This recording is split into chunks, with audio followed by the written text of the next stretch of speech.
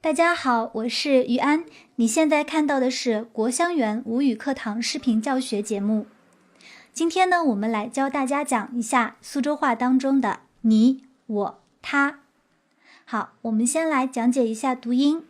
普通话的我，苏州话发音是 ngo， 它的声母呢是我们说普通话当中有一个后鼻音 on， 在最后会有一个这个感觉，这个就是苏州话的声母啊，要从喉腔发出来，所以发的是 ngo。 普通话的你，苏州话是 ne， 这个很简单。普通话的他和他，苏州话是 li 或者 ne， 这个 li 发音也是有一些特殊的韵母呢，大家要注意，有一点像普通话发的日这一个字的读音，但是呢，你的舌头要放平，和声母 l 相拼读 li。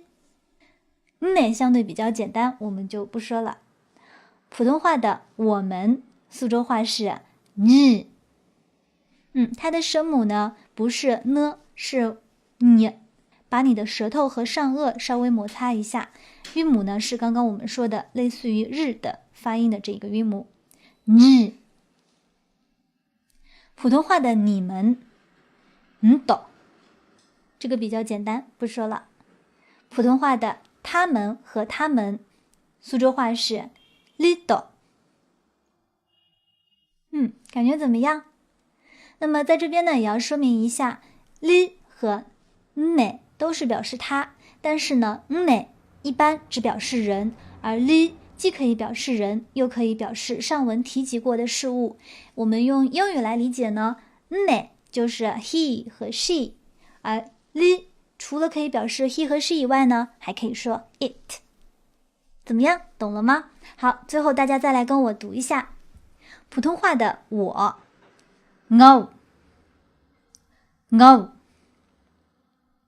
ngo。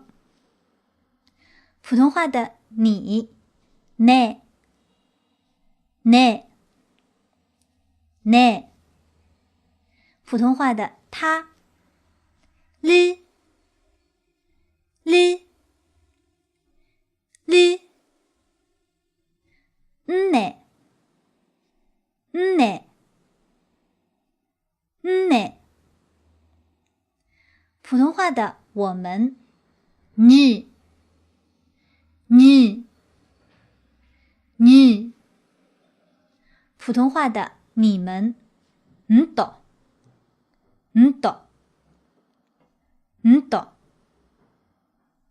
普通话的他们 lido lido